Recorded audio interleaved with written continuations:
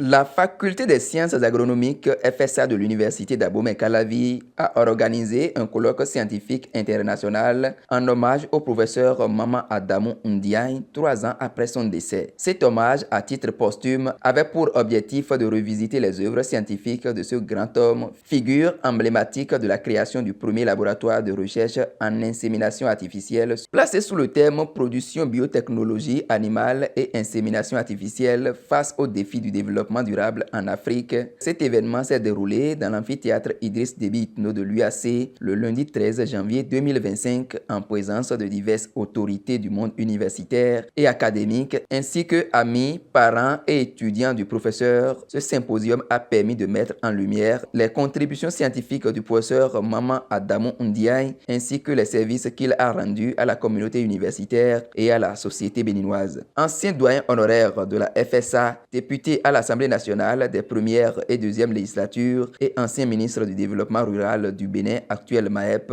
cet homme a marqué de son empreinte la société béninoise. Nous célébrons ce jour un grand homme qui a joué un rôle de premier plan dans l'érection de la faculté des sciences agronomiques. C'est lui qui a cru que la formation des ingénieurs agronomes peut se faire ici au Bénin. Et contre vents et marées, il s'est battu pour que cette formation démarre effectivement ici chez nous au Bénin. C'est lui le père de la formation des ingénieurs agronomes au Bénin. Je fais partie de la toute première promotion de ceux qui ont été formés sous le ministre Maman Adamou Ndiaye. Et puisque son domaine de spécialisation, c'est la production animale, il a été le tout premier à installer ici au Bénin un laboratoire moderne sur l'insémination artificielle. C'est pour cela que nous avons choisi le thème production, biotechnologie animale et insémination artificielle face aux défis du développement durable. Le président du comité d'organisation a présenté les objectifs et les principaux axes de ce colloque. Les objectifs du colloque se résument comme suit. Rendre hommage à titre posthume au professeur Adamou Maman Ndiaye.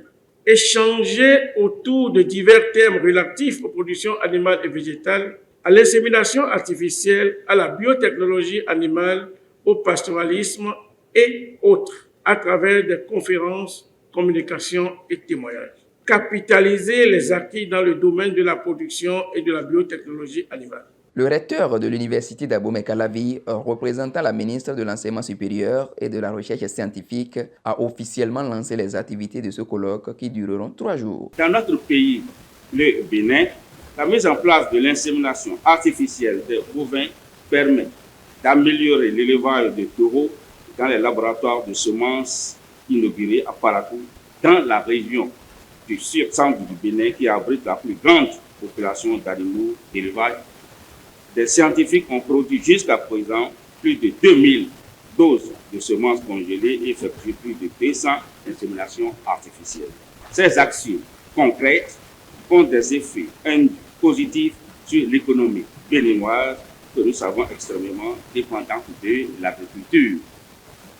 Du coup, il demeure toujours pertinent que des actions de recherche, de sensibilisation et d'information sur la production et la biotechnologie animale ainsi que l'insémination animale se renforcent pour mieux comprendre les processus et techniques qui permettent d'obtenir une production de viande et du lait durable, gage d'une réduction sensible de l'insécurité alimentaire et d'amélioration tout aussi certaine de la nutrition humaine.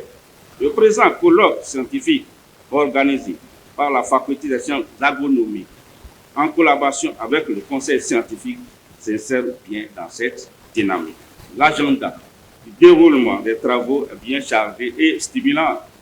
Je souhaite une bonne modération et une gestion efficace du temps pour permettre que les débats soient riches et enrichissants pour tous les participants. De nombreux témoignages ont été faits soulignant non seulement les contributions scientifiques du professeur, mais aussi sa carrière académique et ses relations internationales. Quand nous on arrivait sur le campus en 80, le professeur Fakambi partait.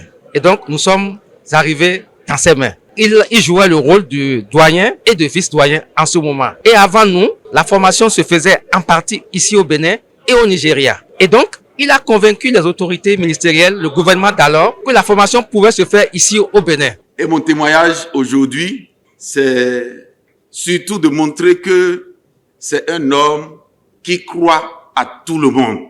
Il vous croit et il vous soutient sur ce que vous savez faire. Ce n'est pas ce que lui veut. Il veut voir en vous, vous êtes capable de faire quoi. Il vous accompagne. Je ne peux rester silencieuse en ce jour de grande révélation de par son impact sur ma vie. Je suis donc très heureuse de partager une petite partie de la vie de l'illustre disparu avec vous tous.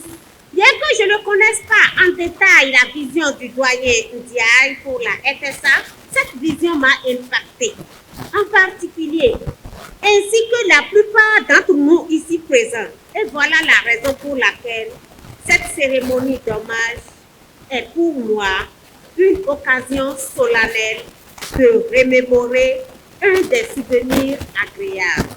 La cérémonie d'ouverture a pris fin par une traditionnelle photo de famille. Les travaux en atelier se sont ensuite poursuivis dans différents lieux, marquant la fin de cette première journée du colloque.